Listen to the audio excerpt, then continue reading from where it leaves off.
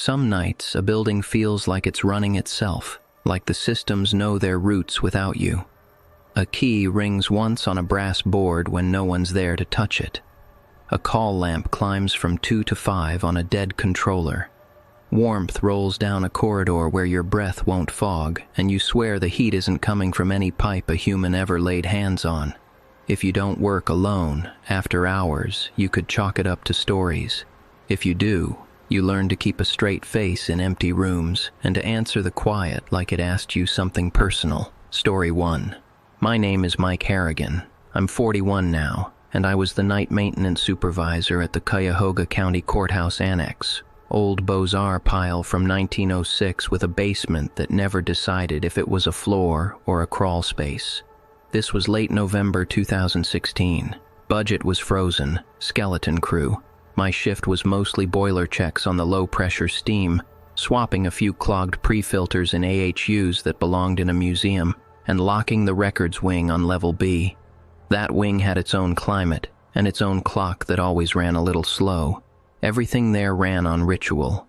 On the wall by the old security desk, there's a brass keyboard, actual brass, dark fingerprints worn into it, each hook labeled with a number and a fob. To get into the archives, you sign out B12. You initial, note the time, write the destination, and hang the tag on your shirt.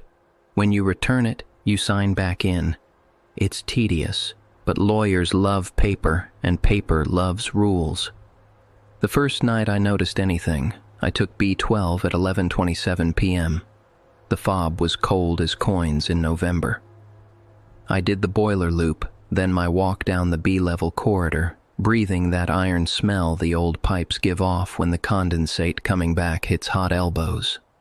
The records wing was quiet enough that the sound of my keys against my shirt button sounded wrong.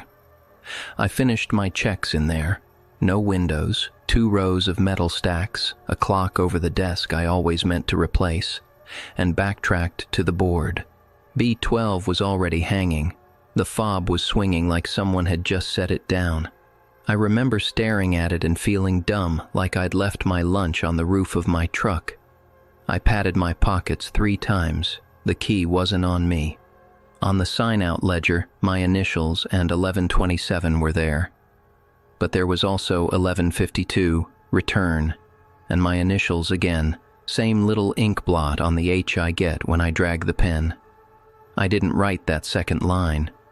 I told myself I must have put it back on autopilot and forgot. That happens to night workers. You can walk a whole corridor and remember none of it.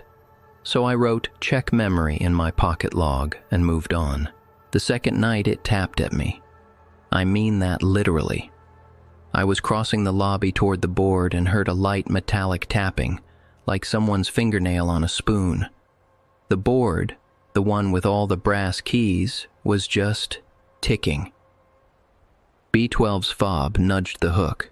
No air was moving. The AHUs were off for a filter change. No doors opening nearby. I stood there to catch the draft and felt nothing. I did what you do. Walk the circuit, hit every spot that could be making noise, write it down.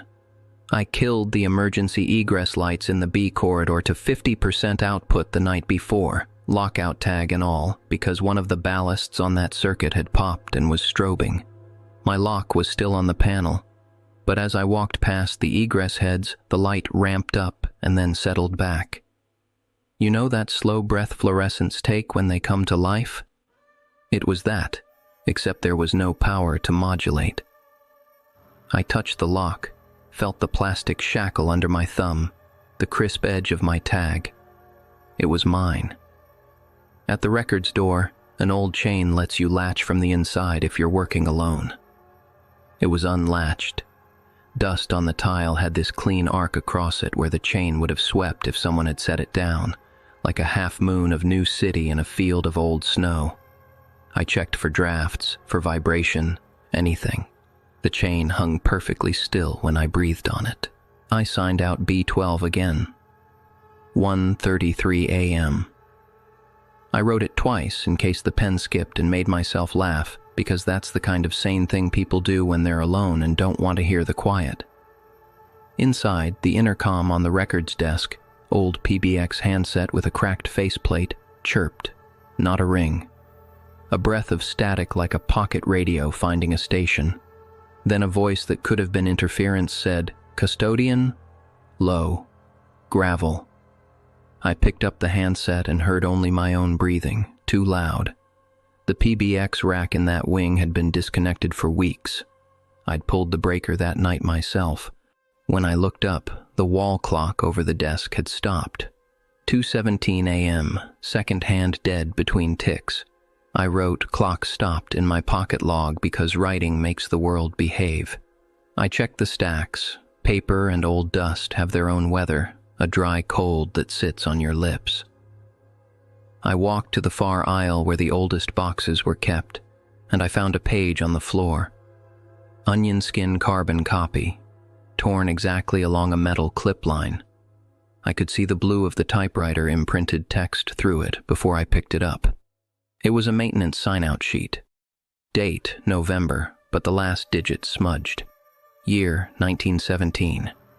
In the column for key number, I read B12. In the initials, a neat Harrigan, M. Next to it, in pencil, the note, "Return self." I couldn't decide which weight felt heavier, that paper between my fingers or my name from a century ago. I don't have old family in Cleveland, not that I'd ever looked hard. Harrigan isn't rare. I tried to laugh again and couldn't land it. I turned the fob in my hand without realizing it. It was warm, not pockets warm, skin warm, the way a coin gets if you keep it in your palm until the detail goes soft under your thumb. I slipped the key into my breast pocket out of reflex, like I wanted to keep it where I could feel it grounded against me. When I stepped into the hall, the brass board rang. It was clean, the way a triangle rings when someone taps it once in a quiet room. I felt the sound land between my teeth. I walked faster than I meant to back to the board, and I didn't feel like I was choosing to, if that makes sense. B12 was hung. Its wire seal was intact. On the ledger, my initials were there, the time I'd signed out. And in a second line, 2:17 a.m., the return, with my same useless ink blot. I took my pocket log and actually pressed the tip of the pen to dot, to check if the leak was mine. The dot bled the same way. In the morning, the facilities director, who liked everything predictable, handed me a corrective memo for failure to return keys promptly. It was time-stamped 2:17 a.m., printed on the same office printer we disabled after hours to save toner. The plug was still taped to the side of the desk. I turned the memo over in my hands to feel for heat, the way you do when you think the machine might still be warm. It was cool. The memo had a copy of the ledger lines attached. The ink looked exactly like my pen. My signature looked a little too neat. It would be the neatness that gets me. I've never made peace with my handwriting. I wrote an incident report with all the details, the egress light ramping against lockout, the intercom voice, the clock stop, the onion skin page. I put the report back in my pocket instead of turning it in. I don't know why. Maybe because once it's in a file, it's real in a way you can't joke off at breakfast. I left the courthouse a few months later for a job that paid 50 cents more and promised newer equipment. I still check my pockets when I pass any keyboard in any building, even when I know they're fobs and badge access now, plastic and beeps. I pat the place where B12 sat against my chest like I might have left something there again. I don't like walking by any clock that reads 2:17. The brass sound comes back in my teeth. I tell myself I returned the key. If I did, it wasn't to anyone in the room. Story 2. I'm Elena Ruiz. I was 33 then, building engineer for a historic rehab in Savannah. An 1880s cotton exchange turned into offices with brick that feels more like a sponge when the air's wet.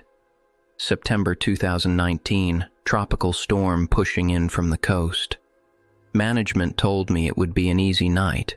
Weather watch, they called it.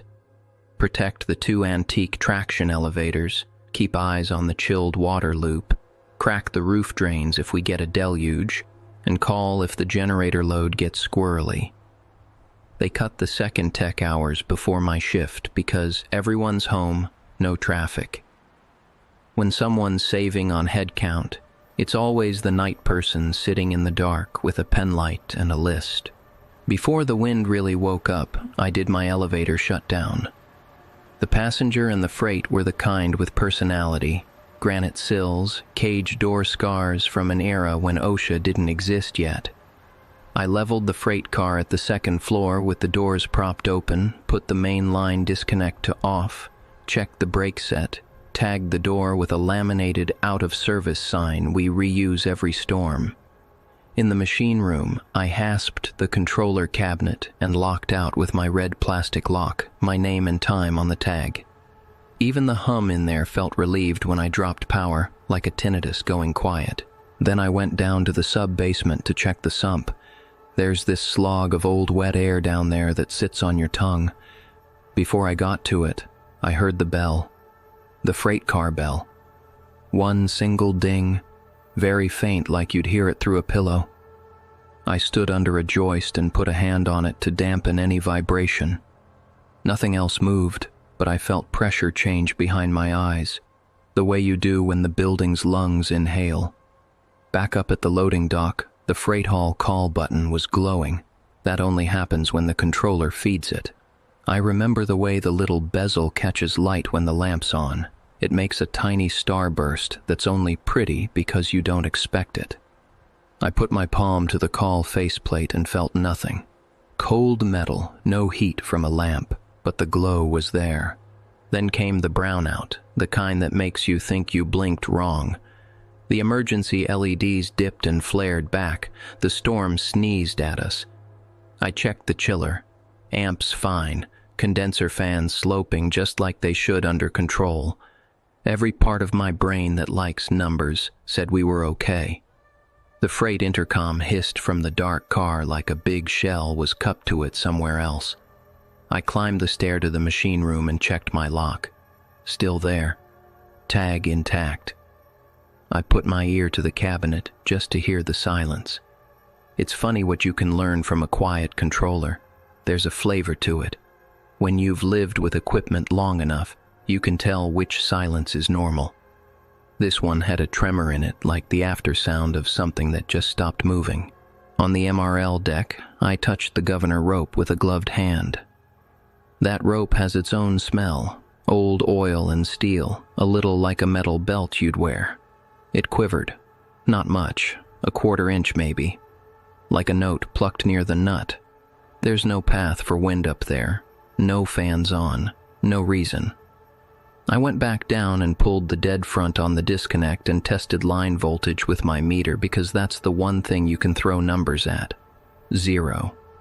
I tested again on another point. 0. I told the air, okay. Saying it calms your monkey brain. Then the brake solenoid hummed. There's a particular way that sound settles into your bones if you've hung out with freight gear. It's a fat vibration you feel through your palm before your ears decide it's a sound. It thrummed through the housing for 8 seconds, counted slow, 1 Mississippi, and then went off like a hand had been removed. I wasn't ready to take power off my lock to investigate. Standing at the dock, I saw 2 tracks of wet on the concrete floor. The loading dock roof had been leaking all summer in weird patterns, but these were parallel lines exactly the spacing of the car's guide rails, like the floor had exhaled condensation where the car wasn't. I followed them with my light. They stopped right under the sill. You make a choice in a moment like that. The safe choice would have been to call it, sit at a desk, write a note, and wait for daylight. I sat down on the threshold of the car instead, boots on the dockside, back against the jamb, because I wanted to hear what the building thought it was doing. I turned my flashlight off. The dark in there isn't empty. It's a stack of rooms, all of them quieting at different speeds. The intercom hissed like surf through a bad TV. Somewhere in that hiss, someone said, "Loading." Not a question, not my name, just a word like a job code. The floor under me didn't move. The counterweight didn't flip the little reed in my head that says something heavy just shifted. And yet, I heard it. You can't mistake the sound of a pallet jack rolling onto a freight car, nylon wheels over a threshold strip, wood creak as the pallet flexes, a little chuff when the handle is pumped twice and the weight settles. The hair on my arms went cold and then hot like my body couldn't pick. I watched the dark controller through the machine room window up the stairs with the kind of focus you only get in emergencies or church. My red lock hung like a stop sign that wasn't part of this road. On the dockside indicator, the old square lamps that say which floor the car is at ticked up. 2, then 3, then 4. The faintest click behind each number. No whir, no traction motor cuddle, no relay clatter. Just the indicators moving as if the car had agreed. My meter sat in my lap reading 0 with boring loyalty. The lamps reached 5 and stayed there, lit like they were proud of themselves. And then, after nothing I could measure or name, they went dark all at once. I don't remember standing up, but I was up and my hand was on the jam and my breath was a clock you can hear in a glass. I backed off and turned my light on and said out loud, "No one rides this car till morning." The out-of-service sign stared back at me from the door as if I had written it for someone else to read. At dawn, the rain slid off the brick like the building was shedding a skin, and I made the call to break lockout, just for inspection. Every relay was fine. The controller looked like a diagram of a brain that never had a bad thought. I pulled the logboard down, the whiteboard in the machine room where we scribble times and notes, and saw my block letters from midnight. Freight out of service, 12:40 a.m. And below it, neat and level and not my handwriting, a line was added. Accepted, 01:13. Delivered, 03:07. R. I scrolled my vendor list on my phone. No R in our contacts, not even a custodian. No delivery scheduled. The night guard had clocked out by 10 because the city told non-essential personnel to stay home. I wiped the board because I didn't like looking at it. The dry erase smell always reminds me of a hospital. I told myself it was a prank. I told myself maybe someone from a tenant suite came down drunk. I checked the badge audits. No access. I stared at my own lock in my hand and tried to think of it as a magic trick. For a second it was funny, like a kid had drawn a fake button on a wall and sold it to a mayor. Then the wind tumbled through the alley and threw ocean salt into the air I was breathing, and I got that ion taste you get right before lightning, metal on the tongue. The intercom whispered again and said nothing I could repeat. I still hear pallet wheels on wet concrete when storms roll in. I don't sit on thresholds anymore, not even at home. I keep my feet either in or out now. Some lines you don't split your weight across again. Story 3. Some memories don't cool off, even when they should. I'm Raymond Colby, Ray, and I'm 56 now. But this was January 2004, out near Pocatello, Idaho. The county hired me as an independent to winterize 2 mothballed buildings on a decommissioned state hospital campus. Red brick, 1930s, with those blonde tile corridors that echo your boots even if you tiptoe. They'd kept a temporary feed hot to a couple panels so the place wouldn't turn into an ice sculpture. My job was everything else. Drain the radiators, blow down the low-pressure steam boiler, shut isolation valves, run glycol where they wanted it, label what would be dead for the season. I was alone. Sub-zero. You learn real fast in that kind of air to put your tools away with bare hands only once. I have a habit I picked up from an old foreman. When I close a valve, I snap a chalk line across the wheel and the pipe and write the time right next to it. It's not art. It's proof, for me, for whoever comes after, for the part of my brain that sleeps better if the world has marks on it. I also keep a little cassette dictaphone in my breast pocket. Click to record when I open or close anything. It's not fancy. The tape sometimes warbles in the cold, but it saved me arguments. I started at 9:30 p.m. because I'd been on another job until sundown. The first building went easy, just dry drains whistling like teeth and the clean tug of wheel after wheel. The second building had a smell, burned dust from some forgotten heater that had worked exactly once this winter, plus that sour old paper exhale hospitals keep even after they empty them. I cut the feed to the little boiler, opened the main relief. I watched the gauge fall. I wrote 2205 in chalk at the header and traced a line with my glove to smear it and prove to myself it was there.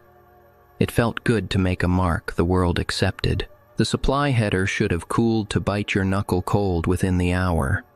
Copper hates to hold heat when a building's bleeding it into air that will freeze your exhale. At midnight, the copper was still warm enough to flinch. I lifted my glove and set my palm to it, lightly, the way you might touch a sleeping dog. It read as skin, not metal. I told the dictaphone what I felt. Midnight, header too warm to be right, and kept moving because you can't hang your whole night on one oddity. There were stairs at the end of the service corridor, iron treads, shallow rise, painted a green that remembers shoes from 50 years ago. I was 2 radiators into draining the north wing when I heard a single click from those treads, like someone putting weight down and then changing their mind. I aimed my light up and found dust on the landing, undisturbed except for a pair of prints that stopped at the top step. Not prints exactly, more like 2 clean ovals in dust where heels should have been, smudged round at the edges like whoever stood there shifted, exactly where a cautious person would hover to see if a contractor below had noticed them. I didn't like that thought, so I told myself it was me earlier, back when I was carrying the coil of hose. At 12:18 a.m., with the relief still cracked, the boiler room gauge climbed 2 psi. I tapped the glass with my knuckle. The needle didn't rattle. The relief spit like a cat and then sobbed itself quiet. The tape in my pocket clicked because I'd forgotten to pause it, and I heard my own breath catch when I rewound to check. I closed and opened the relief again, just to make the math behave, and spun the little brass tag on the chain so it would face me. I checked the temporary feed panel. No weirdness, nothing backfeeding. No idiot space heater secretly plugged into what I just killed. 1 + 1 is supposed to make 2, I said out loud, and it sounded arrogant in that room. When I went back to the first isolation valve I'd shut, my chalk line had smeared. That happens if your sleeve brushes while you walk past. But my time, 22:11, had blurred into a paler shadow and then reappeared below itself as 22:06.